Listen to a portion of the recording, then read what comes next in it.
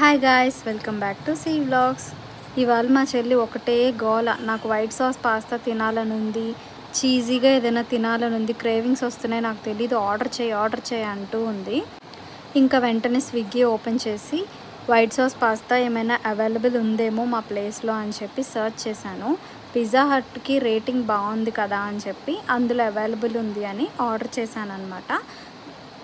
Order అయితే చాలా లేట్గా వచ్చింది అండ్ ప్యాకింగ్ మాత్రం మంచిగానే ఇచ్చాడు. అందులో ఒక చిల్లీ ఫ్లేక్స్ ప్యాకెట్ ఇచ్చాడు అండ్ దెన్ సీజనింగ్కి ఒరిగానో ఇచ్చాడు, ఒక 2 టిష్యూస్ ఇచ్చాడు, ఒక ఫోక్ ఇచ్చాడు. బిల్లు మాత్రం గట్టిగానే వేసాడు కానీ చాలా లేట్గా వచ్చింది, నాకు అదే నచ్చలేదు.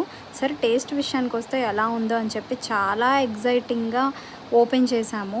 అది ఎంత గుచ్చుతున్నా ఫోక్తో అది మిక్స్ అవ్వట్లేదు, అంత గట్టిగా చీజ్ అయితే నింపేశాడు.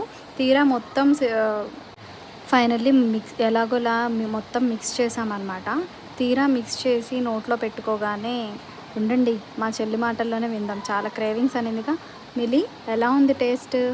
సూపర్ అని చెప్పలేం కానీ ఏదో అలా పర్లేదులే, నా క్రేవింగ్స్ సో తినేస్తా. బాయ్.